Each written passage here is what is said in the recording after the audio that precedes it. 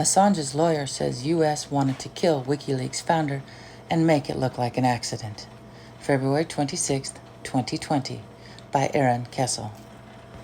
Julian Assange's lawyer claimed this week in court at his extradition hearing that the U.S. wanted to murder the WikiLeaks founder and make it look like an accident.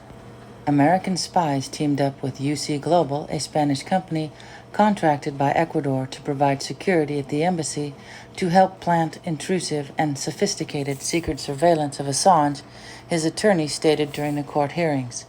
Assange was even filmed meeting with his legal team and was so paranoid about constant surveillance that he starts sleeping inside a tent in his bedroom, Telegraph reported. There were conversations whether there should be more extreme measures contemplated, such as kidnapping or poisoning Julian Assange in the embassy, Assange's attorney Edward Fitzgerald told the court, according to the Daily Mail. U.S. Global's owner, David Morales, was exposed by a mysterious whistleblower known only as Witness 2, the report stated. Witness 2 revealed that Morales said the Americans were desperate and had even suggested more extreme measures could be applied against the guests to put an end to the situation.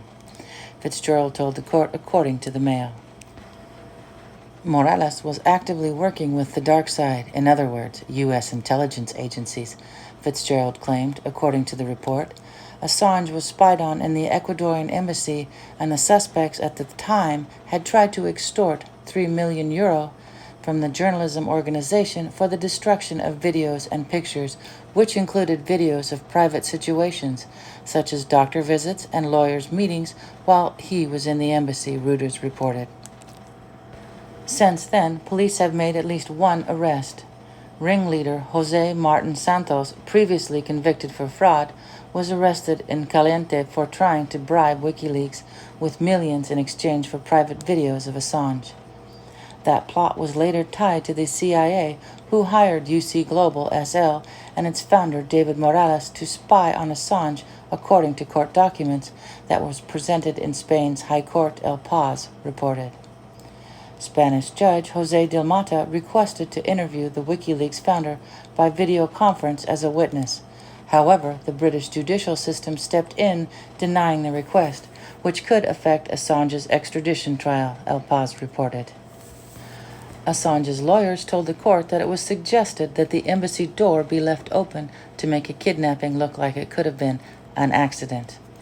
Ironically, in 2016, WikiLeaks tweeted that it took UK police 2 hours to respond to a call after an unidentified man attempted to scale the wall of the Ecuadorian embassy at 2:47 a.m. The would-be intruder escaped security and managed to flee to safety, while embassy security waited 2 hours for UK police to take the 2-minute walk from the police station to the embassy. There is no evidence that this attempt was in any way related to UC Global. I am an assassination risk. It is not a joke, it is serious business. There have been attempts by people to get into this embassy through the windows at night. U.S. lawyers have falsely claimed that Assange's publishing of the Iraq and Afghanistan war diaries endangered lives, a claim that has been debunked by the Pentagon's own admission that there was no evidence that any of WikiLeaks' actions ever caused even a single death, as Glenn Greenwald previously reported for Salon, during the court trials of the whistleblower Chelsea Manning. In fact, it was Assange who went to extreme measures, redacting names and information. According to multi-award-winning Australian journalist Mark Davis, it was the Guardian journalist who appeared to care little about redacting names, as the Consortium News video explains. Davis had documented the entire process of the release of the Iraq and Afghanistan war logs in a film called Inside WikiLeaks, which shows the former WikiLeaks editor-in-chief working alongside journalists from the New York Times, The Guardian, and Der Spiegel. Assange even attempted to contact the U.S. State Department and then Secretary of State Hillary Clinton, warning about the leak of unredacted documents on other websites, Assange lawyers have said. In January of 2011, Guardian journalists David Lee and Luke Harding published a book entitled Julian Assange's War on Secrecy, which contained the password to the entire database of unredacted material. Assange's lawyers have argued in court that their client would be a suicide risk if extradited to the United States.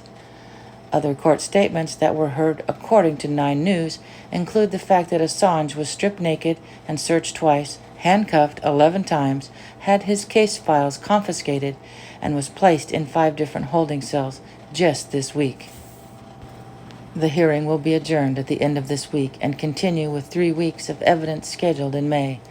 A decision on the extradition case is not expected for months. Assange faces 175 years in jail if extradited to the U.S., where he has been charged under 17 counts of Espionage Act with a total of 18 charges. If extradited, UN Special Rapporteur on Torture Nils Mesler has continuously said Assange could be exposed to a real risk of serious violation of his human rights, including his freedom of expression, his right to a fair trial, and the prohibition of cruel, inhumane, or degrading treatment or punishment. Mesler has also stated that Assange has deliberately been exposed for a period of several years to progressively severe forms of cruel, inhumane, or degrading treatment or punishment, the cumulative effect of this which can only be described as psychological torture. By Aaron Kessel, Creative Commons, TheMindYouUnleashed.com. Links will be in the description.